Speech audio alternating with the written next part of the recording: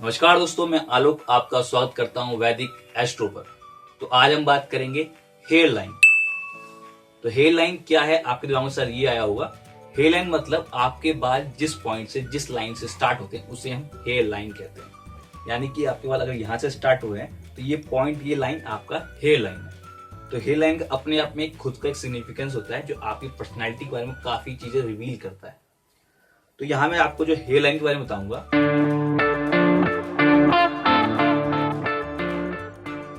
उसमें 3 category divide कर रहा हूँ। फर्स्ट ऑफ ऑल, आपकी हेयर लाइन की विड्थ, वो नैरो है, वाइड है क्या। दूसरा, आपकी हेयर लाइन सिमेट्रिक है कि नहीं है। फिर तीसरी कैटेगरी में रखी है आपकी हेयर लाइन कुछ एक्सेप्शंस, कुछ अलग तरह की हेयर लाइंस होती हैं वो। तो फर्स्ट ऑफ ऑल मैं बात करता हूँ आपकी हेयर लाइन की विड्थ की। तो उसमें भी कुछ टाइप्स हैं। तो मैं पहले बात करता हूँ नैरो हेयर लाइन की।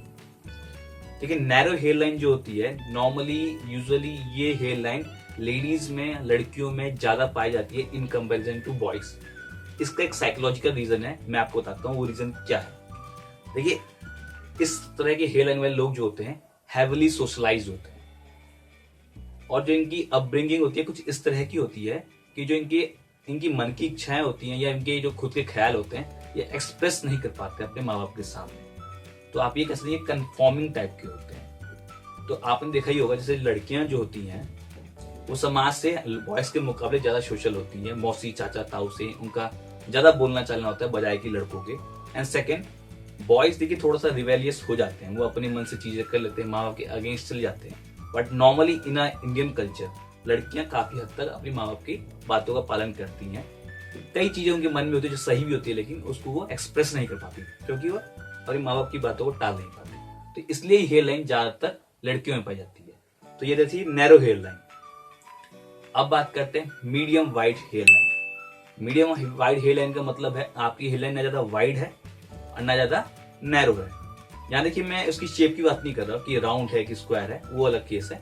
मैं बात कर रहा हूँ उसकी विड्थ की।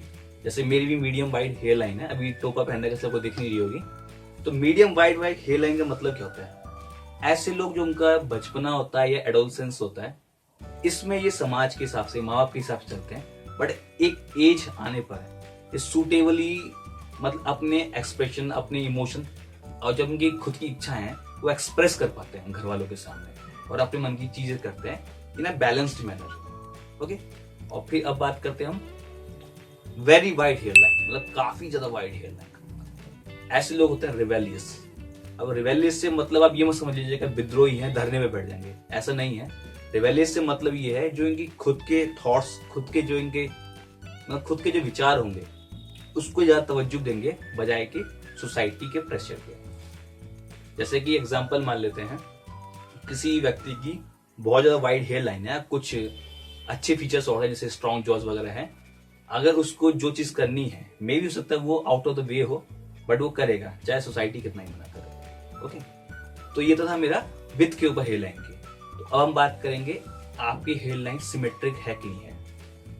सिमेट्रिक से मतलब ये है आपकी हेयर लाइन जो स्टार्ट होती है वो कितनी इवन फॉर्म में है, कितनी अनइवन फॉर्म में है।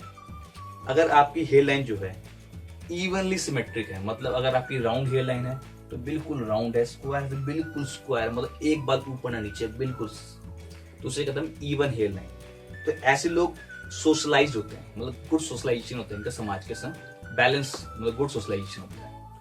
मगर अगर आपकी बहुत ज्यादा इवन हेयर लाइन है, मतलब एक्सेसिव, मतलब बहुत ज्यादा कि एक बाल ऊपर नीचे नहीं है बिल्कुल भी, मतलब जैसे पेंसिल से ड्रॉ की गई है ऐसी हेयर लाइन है आपकी, तो ऐसे लोग वो कहते हैं इमोशनली रिप्रेस्ड होते हैं। मतलब जो इनका बचपना होता है कुछ इस तरह का होता है कि ये अपनी, इनके माँ बाप जो हैं इनकी हर इच्छाओं पे डोमिनेट करते हैं, जिससे ये अपने आप को कभी एक्सप्रेस ही नहीं कर पाते हैं।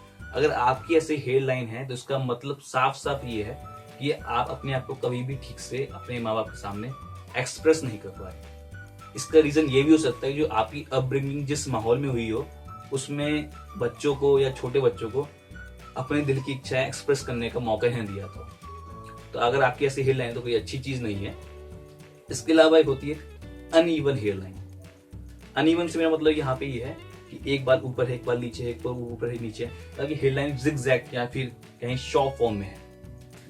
अगर आपने नोटिस किया होगा, अपने से नोटिस ना किया होगा, मैं नोटिस करता हूँ, जो गरीब बच्चे होते हैं, आप देखेंगे जो बच्चे भीख मांगते रहते हैं, उनकी कभी आप हेयर लाइन देखिएगा, 90 या 95% तक बच्चों की हेयर लाइन जो होती है अनइवन हेयर लाइन होती है। क्योंकि मेरा नेचर ये है नोटिस ऑब्जर्व करने का। देखिए इसका रीजन क्या होता है। अनइवन हेयर लाइन रिप्रेजेंट करता है जो आपका बचपना है, आपका चाइल्डहुड जो है वो अच्छी कंडीशंस में यानी अच्छे वातावरण में नहीं बीता है, कहीं ना कहीं उसमें बहुत सारी डिफिकल्टीज रही हैं। तो ये चीज आपको शो करता है आपकी हेयर लाइन। जाहिर से जो गरीब बच्चे भीख मांग रहे हैं, क्लियरली उनका बचपना अच्छे वातावरण में नहीं बीता, इसलिए उनकी अनइवन हेयर लाइन होती है। तो तीसरी कैटेगरी में जैसे आपको पहले बताया था, कुछ एक्सेप्शंस आपकी हेयर लाइन में।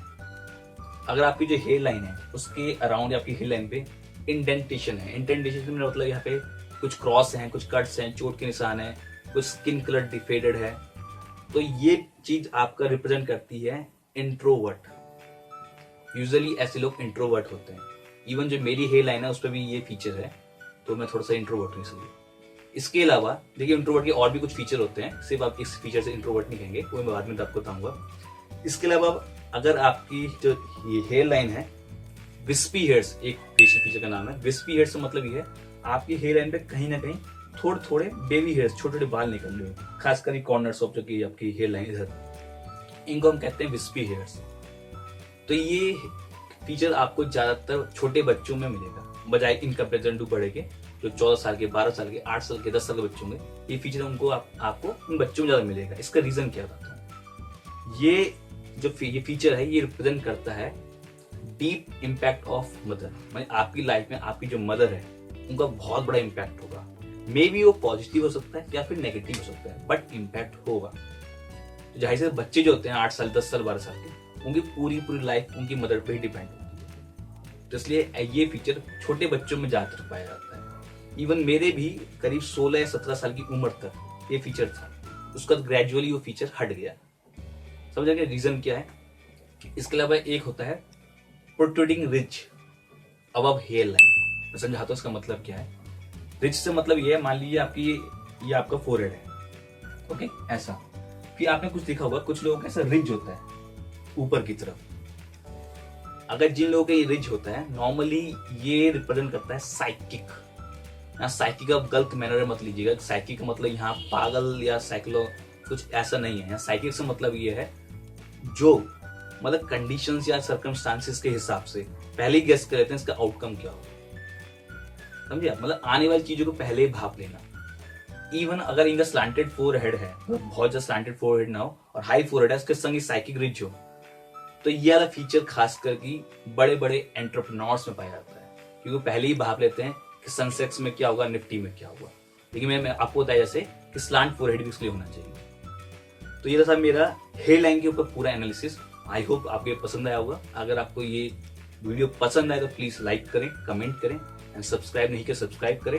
एंड आप हमें फेसबुक एंड ट्विटर पे फॉलो कर सकते हैं। दैट्स ऑल दोस्तों, and have a nice day, have a great day and bye bye and take care.